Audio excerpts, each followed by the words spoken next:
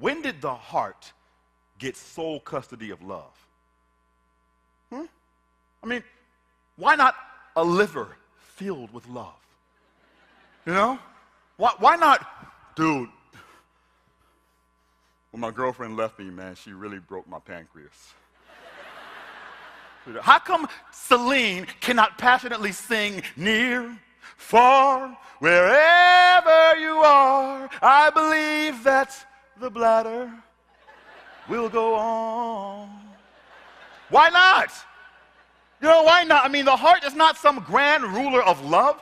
What's so special about the heart anyway? The heart is simply one of 6 organs that the body cannot live without. 6, right? Lungs, brain, small intestine, liver, skin, and heart. And there's no scientific evidence that love has some exclusive allegiance to the heart. In fact, when I'm in love, it makes my skin tingle. Huh? Right? Death of a loved one makes it hard to breathe. That's all lungs. I feel heartbreak more in my gut. Small intestines, right? Really, the only time I actually feel the heart is indigestion. The heart is the ruler of gas, perhaps, but not love, right? So when did we give it so much power? Who gave it the power of multiple parts of speech? What is that? Huh? How is it the only organ that gets to be a noun and a verb? I heart New York. What is that? I heart Huckabees. And that's not even a real heart. Well, we stick that little ivy leaf symbol between 2 words, and suddenly, magically, love is in the air. That, good people, is too much power for one organ to have.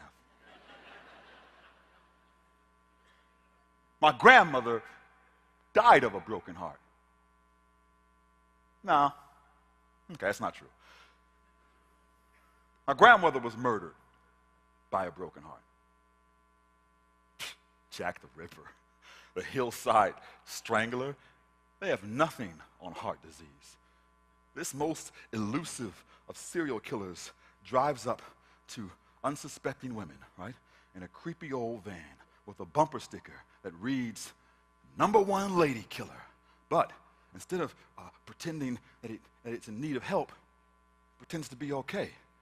Makes her ignore her symptoms. Then just when she looks away, it seizes her by the left armpit, ties her arteries with duct tapes, tosses her in the back of the van, and drives forever away.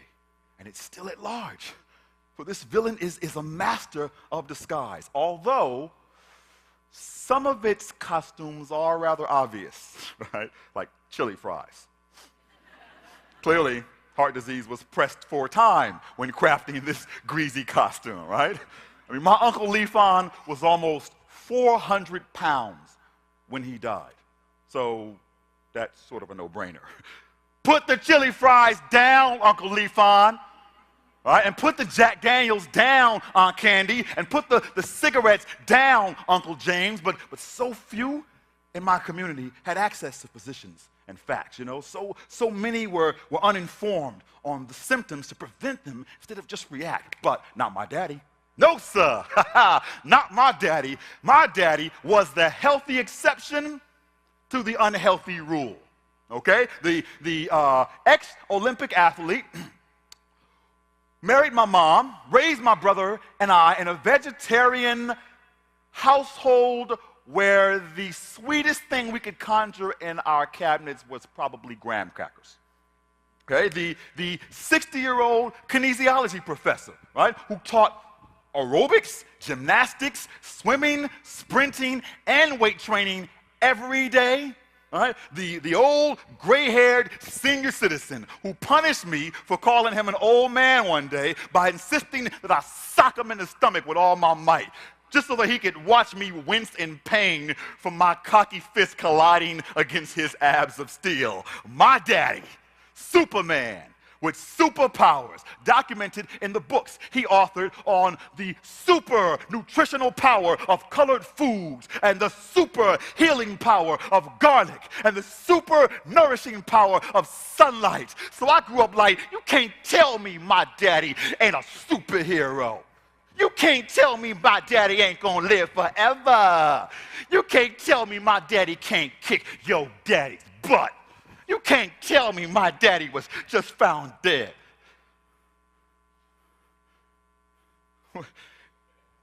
In his car on the side of the road. No, you can't tell me that. A heart attack? Come on, you can't just come here in my college dorm room a month before he was supposed to watch me graduate and tell me that.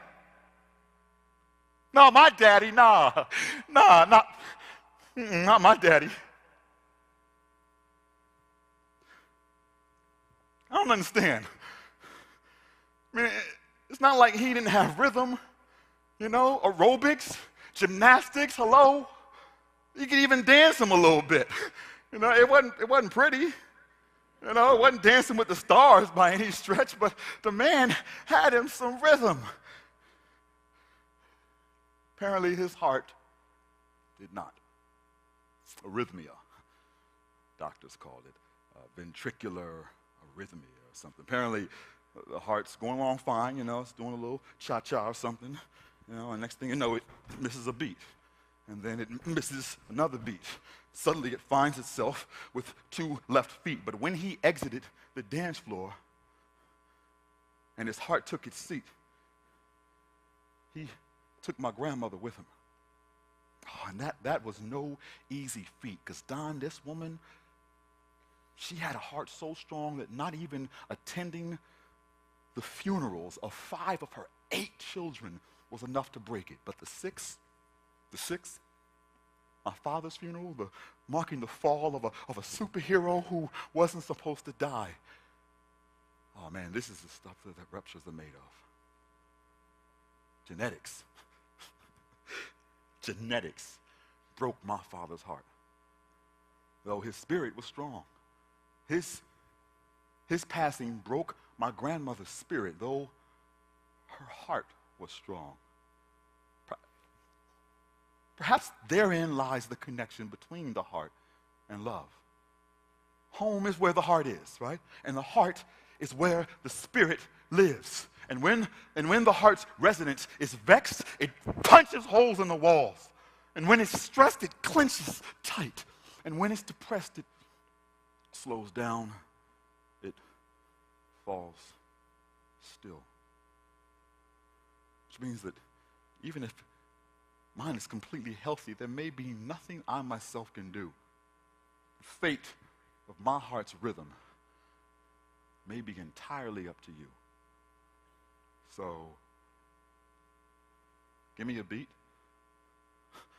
My pops was 1 beat away from watching me grow into his cape and become this man who still takes my garlic in the morning when I'm sick, and has perfect cholesterol, right? Who just shed 30 pounds recently and is thinking about running a 10K for heart disease, and yet the unmissably timorous flinch in my mother's eye when she sees me indulge in that second helping of pie reminds me my genes, they just don't have good rhythm.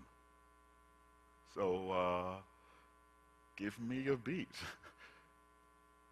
No, really, give me a beat. I got to get my heart some dancing lessons, right? Huh? Are y'all ready? Huh? Oh, watch out. Watch out. Well, I tell you, this is a rhythmical crowd right here. I think, you know what? Stop. Anybody can clap. That's not going to be the real test, all right? I got to make sure that you guys got rhythm yourselves. So here's what we're going to do. I want you all right now to take your right hand, okay? You're going to press it against your chest as you hold your left hand out to me, and you're going to say the word beat. Oh, I'm dead. Oh, it's over for me. I don't stand a chance. Every time you see me make this motion, you're going to do the same and say beat. Ready? Beat. I don't believe you. Beat. I don't feel you. Beat. Come on now. See? That's how it happens. We're not always at the same heartbeat, people. Sometimes you're walking, sometimes you're sleeping. You should know this. What is the deal? Got to be ready for it. Got to be ready for it. Look at you. This is bad. I'm sorry, Pops. I'm sorry. I'm sorry. Okay, last time. Pay attention.